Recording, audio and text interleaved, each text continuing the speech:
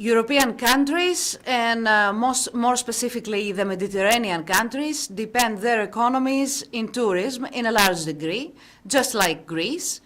This crisis caused from the pandemic has hit hardly the travel and tourism sector in Europe. And in the next panel discussion, we will have the chance to discuss with our distinguished guests the current situation of the short-term rentals and villas market in Europe and figure out the future of the market and what are the next steps the European countries should take all together and each one separately. First guest, you're well known from our last conference, Mr. Carlos Villaro Lassen, Secretary General of the European Holiday Homes Association, EHA. Mr. Lassen, welcome to the third BnB Greece conference. We had the chance to host you also to our conference last year, in person last year. This time everything is very different. Yes, indeed. Hello, Viki. Thank you for doing all this phenomenal work, getting the industry, the short-term rental sector together in Greece. It's terrible. I'm in Copenhagen right now, back in Denmark, and I should be with you guys in Athens. It was wonderful last year. It was amazing, a big conference. So yes, let's get up on the horse, as we say. So let's see, what is the current situation in the short-term rentals and villas market in Europe? Mm-hmm. In short, if you are north of Europe, it goes good. If you're in Southern Europe, it goes not that good. If you go to the cities, Paris, Madrid, London, Berlin, it's zero. It's very hard times. If you go to the coastal areas, to the coasts where you can have a private villa in the Danish west coast, in places remote, you can have okay bookings. What we see is a European situation where short-term rental is hit, but we also see a very resilient industry. So let's see how it goes. We cross fingers for Easter time, 2 months from now, to get the reopening. EHA is taking up some actions with European Parliament and European Commission in order to promote the short-term rental market and trying to make Europe, take some action about the market. Yes, indeed.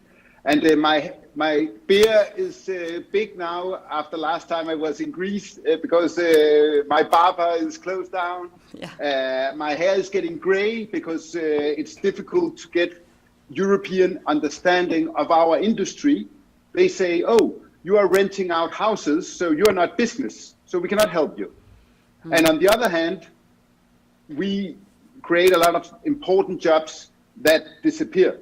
So what we try to do is to get Europe to work together on this pandemic. Instead of closing borders, finding solutions on the vaccine, on test systems, a corona passport.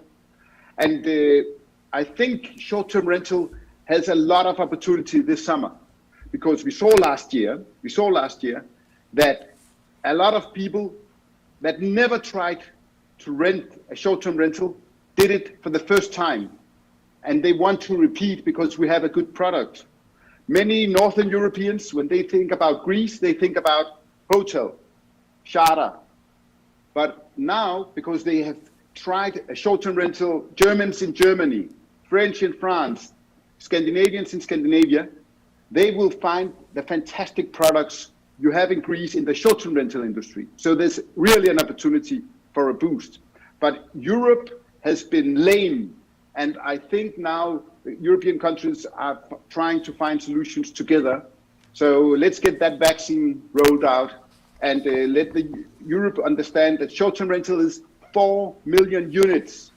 So it's such a big industry that you need to support it in this crisis situation, and we will be key to the opening up of the economy. So, Carlos, let's welcome to our discussion two more distinguished guests. Mr. Eduardo Miranda from the Portugal Association of Leasehold Enfranchisement Practitioners. Hello, Mr. Eduardo Miranda. Hi, thank you for the invitation. And also Mr. Tomer Rosenblum, Director of Sales for Europe, Middle East and Africa of Guesty, one of the top property management tools right now. Hello, Mr. Rosenblum. Hello, everyone. Thank you for having me. It's great to be here.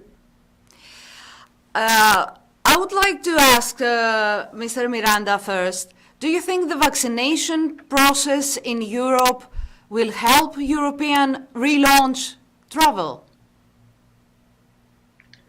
Well, I think anything that brings some kind of confidence will help to relaunch travel. But to be absolutely honest, only when you have a community immunization, the confidence will come back. So vaccination may be something that will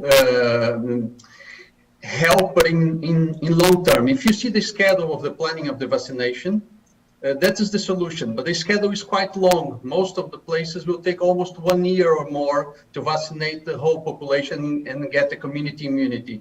That means that there are certain destinations that they still may be difficult in the summer, for example. So we have to be prepared for a gradual and slow growth in certain destinations during 2021. Because the vaccination process is the light in the end of the tunnel.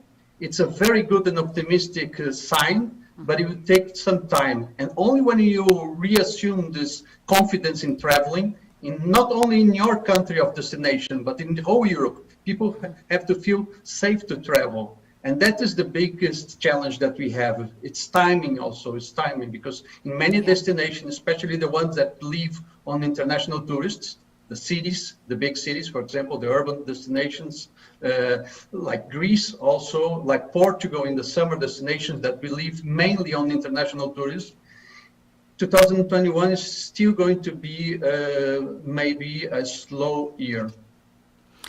Carlos, do you agree that the health certificate the Greek government proposed to the European Commission as a necessary common step for member states in order to ensure that vaccinated citizens will be able to travel freely?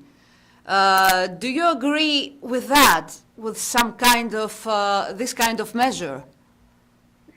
Indeed, just as Eduardo said, we need confidence. And if you have the vaccine or you also had the sickness, you are supposed to be immune at least for 6-8 months.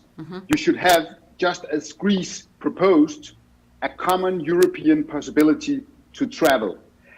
It is a very different situation we have now compared with 1 year ago. Then you had the virus only in Austria, right? In the ski areas, and not maybe in other parts of Europe. Then, at that time, it made sense to close borders. Now, we cannot understand if you have the same degree in Germany and France, in Greece and Germany, the reason for closing down borders are not the same. So the Greek proposal is very important, and also Greek has said we need to do it together as a European Union, not Greece with your system, Eduardo in Portugal with his system, Denmark with their system, Germans with another. I think it's important that Europe attacks this commonly. But do you see any danger in this health certificate? I mean, maybe some people that are not vaccinated yet won't be able to travel at all. Is this a danger. That's also, it's a consideration, but I think we will see, as in Europe, that last summer things started to open up. So I think the first test of possibilities will be Easter, and I try to be optimistic, but I'm scared that it won't be ready for April. But when we get to July, I think the COVID pass is a thing. We need to find solutions, and even not everybody then is allowed to travel. At least that someone gets the possibility. And people are very hungry to travel. We saw a study from Guesty. People, the moment they believe they can travel, they are gonna go out there, just like being a party time in Athens. It will be a crazy party this summer. I'm sure. Tomer, do you agree with that? Do you see something like that happening in your platform? So I think it's a very interesting approach. I think also not only Greece, but other governments and other regulators have started to take a look at it.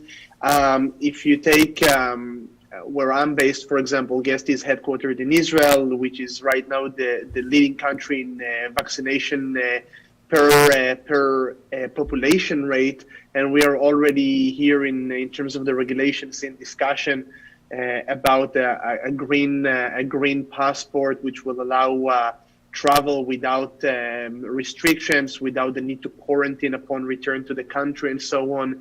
It is definitely a very promising way forward, and I think that addressing Carlo's point here, the European Union as a whole need to come together on this, because you need to sustain the concept of Schengen and open borders, and being able to bring forward as many travelers as possible, and as much as free movement as possible. That is a really important thing to be able to sustain. The little asterisk, the little footnote that we have to put on this is what would be the trade-off. Are we going to see something like that in form of a green passport come along, and then that effectively will mean that travelers under different conditions won't be able to travel at all, even if they take careful measurements, like getting tested up to 72 hours before the flight, quarantining upon arrival at the destination, and receiving an additional test. Only upon receiving the test allowed to be left leaving the quarantine, and then of course quarantining back at their home destination. So this is a constellation that is of course not as safe as it is for the vaccinated people, but it is still a possibility to travel, and I think this should not be forbidden while government will start allowing green passports to happen and to take place. But I can definitely agree, everyone is very hungry to travel. Our data, based on over 60,000 active listings that are being managed in Guesty over the past few months, our platform has much more than that, but the 60,000 listings were active last month. It shows that the length of stay is much more significant than it ever was. That indicates really the hunger and the ability of travelers to take longer vacation while they're stepping out of their comfort zone, being able to take a longer vacation, and also being able to be a bit more flexible in the way that they attend their travel. It's in a way an understanding between the different management companies and the host and the travelers that there needs to be a lot of flexibility, obviously.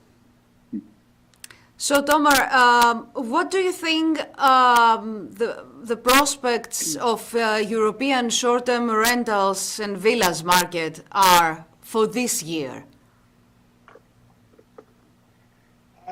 It's very interesting. It's very difficult for us to predict when we are here in January. We can only hope that what we see is an image that is as optimistic as possible and as clear as possible.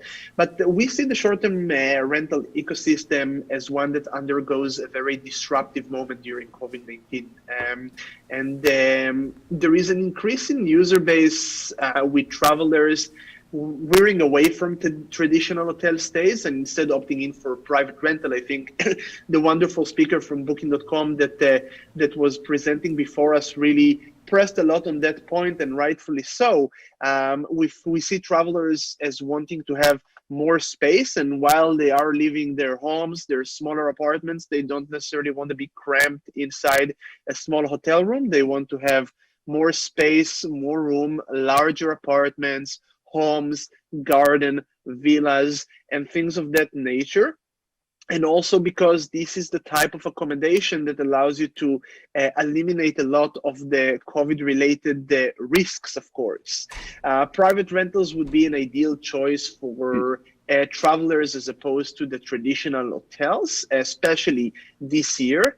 And while you're making your reservations in the different OTAs like Airbnb and Booking.coms, you can see a lot of the new representation of those different properties come to light in terms of how they keep cleanliness and hygiene, and in terms also of how they illustrate different aspects in the amenities and the different features of the property that are tailored towards this more unique time that we are living at right now. Because travelers are increasingly opting for rentals that will give them advantages that hotels can simply not provide. They definitely are much more contact-free solutions in terms of the check-in and the check-out, and also in terms of who comes and goes into your room. It's more private, and that means avoiding larger crowds. There is less guest turnover, and less guests are around you altogether because you can potentially stay in more secluded properties. And you have definitely fewer high touches on surfaces, doorknobs, and things like that. So even those travelers who might be more concerned than others can see the advantages of villas and short-term rentals all over the European market. And another point to make, which is very interesting specifically for European Union travelers, if you would see in a normal year a lot of European travelers spending their holidays, especially their summer holidays, outside of European Union, that is much less likely to happen in 2021. You are much more likely to stay within the boundaries of the EU, to either travel by a vehicle or travel by flight in a short flight destination into one of the European Union related destination. Greece, of course, is an optimal place to do that. A lot of parts of Portugal that enjoys a really long and warm summer are also great, an ideal destination for that, and many others. So I think that might increase numbers of European guests within European destinations. Eduardo, what's going on in Portugal right now? You're also in quarantine, right? Yes, I think everyone is a little bit in quarantine all over. Yes. And the question that this is an up and down, and that's the difficult part of it. How do you predict anything when you have an up and down 1 or 2 months, and then they easy a little bit the situation in 2 months? So what I believe here, especially for property managers and owners, is that they have to be as flexible as possible and ready to adapt, because we can make a lot of predictions, but we don't know exactly what's going to happen, for example, next summer. So we are managing month by month mainly, or week by week almost.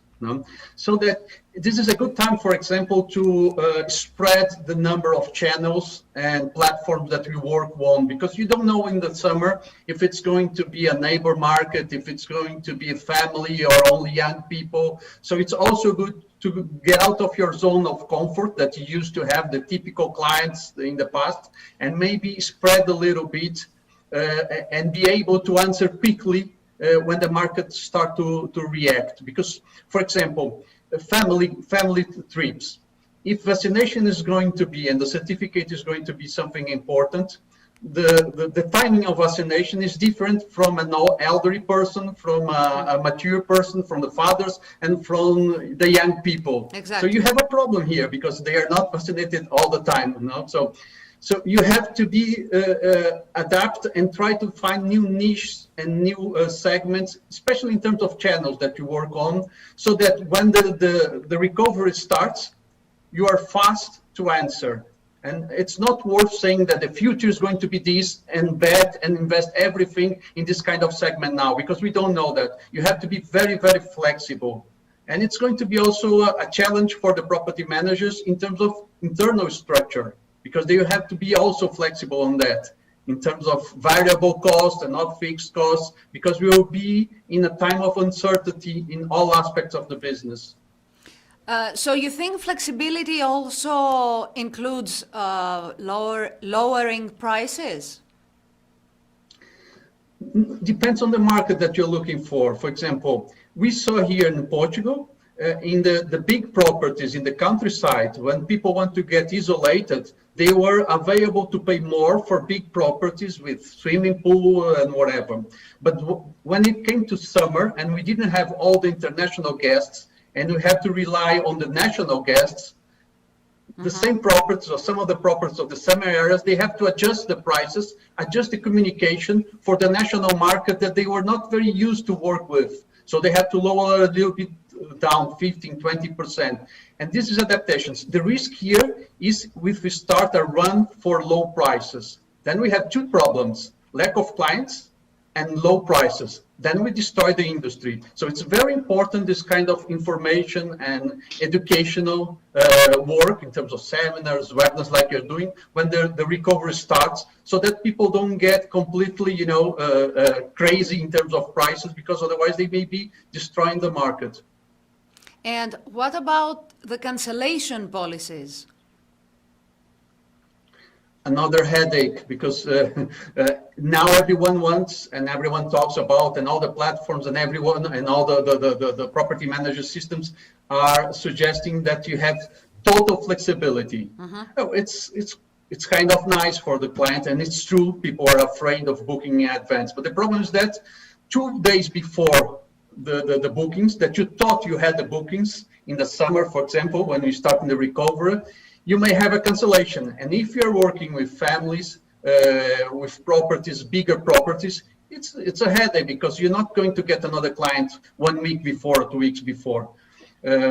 So I believe, yes, you have to be flexibility, but also work with these clients that have to plan a little bit more. And the flexibility means not only canceling, but mainly postponing, saying that if something happens, okay, we can postpone, but we keep your initial payment in agreement, and an agreement, we keep your initial payment if you agree with that. But this kind of flexibility, not saying that, okay, just book and whenever you want, you cancel, because this is going to be also a huge problem. You have to reorganize your fixed structure, your cleaning, your laundry, your check-in, check-out people. Yes. And if you plan on the bookings that you have, and in 1 month or 2 months you are in a down in terms of the epidemic and the pandemic, and then you have everything canceled, the headache is big. So I think there has to be a flexibility in another way, saying that you're not going to lose totally your booking. We are working on that on a later. You'll come back later. You'll be here, but not saying that you can cancel at any time at any minute. If I may follow Yes. up on Eduardo's thoughts on that, because it's an extremely interesting topic. The first thing I would like to say is that I think cancellation policy is something that every property manager needs to revise quite carefully throughout this year, because as different restrictions are changing, as different permissions to travel are starting to show up, that might mean that you are able to change your cancellation policy in your favor as a property manager. So starting from gradually going from a very permitting cancellation policy of cancel just a day or two before booking to cancel up to 7 days before the check-in date, which already gives much more room to maneuver to the property manager. And I think and hope that the future will allow us to have that. So that is one thing to bear in mind. So just as you guys are revising your pricing and looking at every week or every month a bit differently based on seasonality and events and other things, be a better judge towards your cancellation policy throughout the year. I think it's very important to do so this year more than ever, because indeed right now in the situation that we are at the moment, being very flexible in your cancellation does give you the advantage. It does expose you to more reservations. And I think a lot of the market is speaking about this in that way for a reason, because we do see a far lesser result with properties that have a very strict cancellation policies in them, because travelers are very concerned at the moment. The second thought that I have on this is that this is in a way a very flexible cancellation policy right now may be taken advantage unlawfully or unethically by some travelers. And regardless of their issues or restrictions with COVID, they might find another nicer property or property they like better just a couple of days before, and they will cancel because they have the ability to do that. And that is one of the problems of this issue. There isn't a way to prevent this altogether, but there is a way to minimize that, and that's through maintaining a good and close and healthy relationship and communication with your guest in the timeline between the booking confirmation date and the check-in date. Communicate with your guest, share with them travel tips, share with them your recommendations, create a connection that will make them feel like they are expecting not just their holiday, but they're expecting their stay with you. And this will really eliminate or at least greatly reduce any of those cases, because you have already created some kind of bond. So we talked about flexibility in all aspects of the short-term, the management of a short-term rental, multiple channels, prices, cancellation policies. Do you think that it's useful for someone to go outside the platforms and try to attract some direct bookings without having to pay the fees that sometimes are pretty high to the platforms, and in a way that it can offer a better price to its guests, maybe? Carlos? Well, I think what Eduardo and Tomer is explaining is very fundamental. You need the flexibility. You need to address, to be ready to the new situation. But beware, the hunger for traveling this summer is enormous. People have a lot of money now. All governments have put out money to the private consumer, and they cannot go to the restaurants. They cannot use that money. So I think there's a willingness to buy. And on top of that, we have a very affordable product. Our prices are actually quite good. If you, on top of all this, want to find something affordable, you can get a fantastic villa in Greece for a much better price than our competitors in the hotels. But at the same time, everybody doesn't know what will happen tomorrow, when it will open. So everybody is unsure about the situation. So therefore, you need to find out new channels. Maybe because you want to get another fee, but not only for that. How do you imagine in Europe that 2 years ago, 70% of all Europeans never tried short-term rental? And now in 2020, there's a lot of new customers who tried it. And in 2021, a lot of new customers will try it. So how do you get to them? And maybe you have the traditional channels, but at the same time, you can use other channels. I heard about a property manager. He was counting his channels, and he told me a figure. I don't know if it's true. 50,000 channels using Guesty or others, right? Channel management. So you need to try all possibilities, because the fish is out there, but the fish is nervous, and we don't know when it will bite. So you need to have a lot of fish. Well, that's a lot of fishing. Thank you, Viki. So, Tomer, I think Carlos just gave the next question to you. Will technology play a significant role? I mean, channel managers are actually needed right now to help managers get over this crisis? Yeah, I think, first of all, technology is playing already a very significant role in our lives and in this short-term rental industry ecosystem in particular. I think property management companies need to be able to rely on technology to get them through the pandemic, because those are unusual times and their business is not being managed in the very same way that it was managed a year ago or a year and a half ago. And as we look towards getting to a new normal in travel, hosts worldwide will need technology to stay afloat and continue being agile and grow their business through insights that they're able to generate through technology. It's definitely not just a channel manager. I think channel manager performs an important and critical function in any property management setup, even if they are distributing through only 2 or 3 channels, but it is a basic one. So if I were to give additional examples on how technology helps to leverage and better support businesses in the situation today, so we can think of things like taking care of contact-free check-ins and check-outs through different auto locks and other means of automation. We can think about automating different messages throughout the guest journey in a better way, because you do need to deliver much more information today than ever before, and guests are also a bit more nervous and weary when they travel, so they want to make sure that their itinerary and travel is all sorted out well. So catering that through different automated message is critical, and also tools that simply will enable you to manage a very diverse portfolio, such as many property management companies have, that will support both extended stays when needed to, as well as different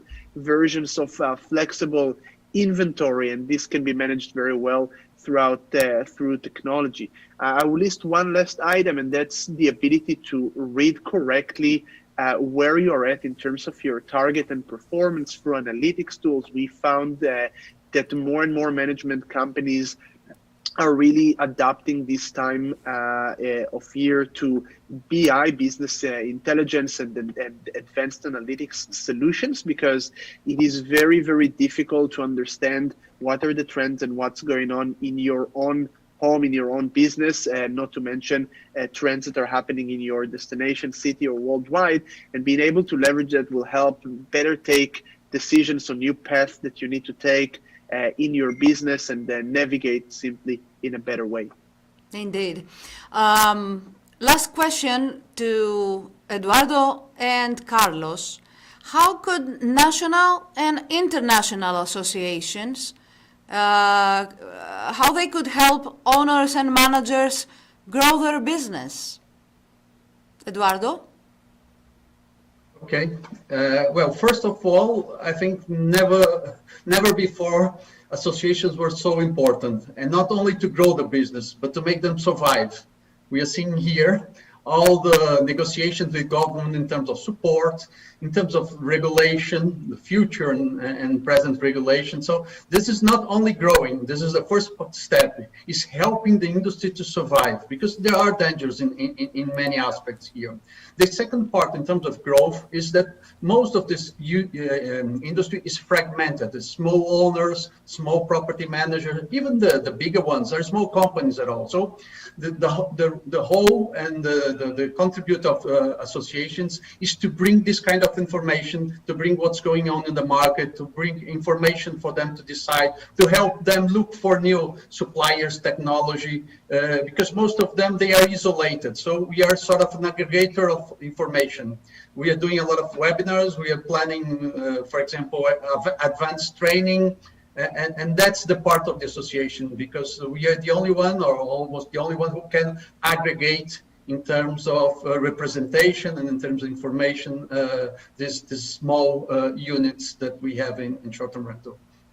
And you strengthen their voices, right?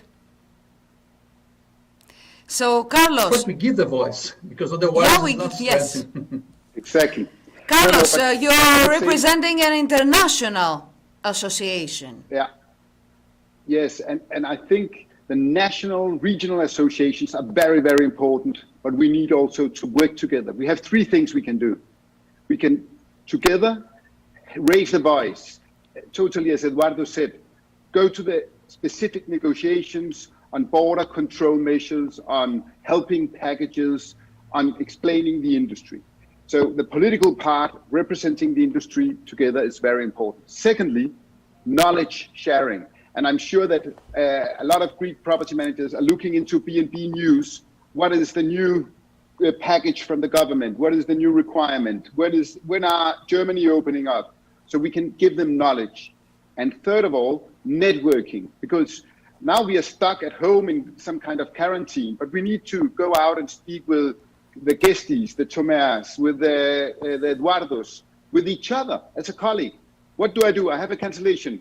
Am I required to pay the money back? Can I offer a rebooking? What can I do? And knowing, oh, my colleagues are doing like that. Is that legal? Not legal? There's so many crazy questions we got this year, you can't imagine. So getting together, and also what you're doing, Viki, is so important. Knowledge, network, and representation for all of us in the industry. Then we can survive this. I'm gonna use the lyrics of a beloved song. United we stand, divided we fall. Thank you all, gentlemen, for being here with us and sharing your knowledge. Thank you very much. We hope next year we'll have you right here in Athens, and we will be able to show you the beauties of our city. Thank you, Carlos. Thank you, Eduardo. Thank you, Tomer, very much for your participation. Thank you very much. Ευχαριστώ.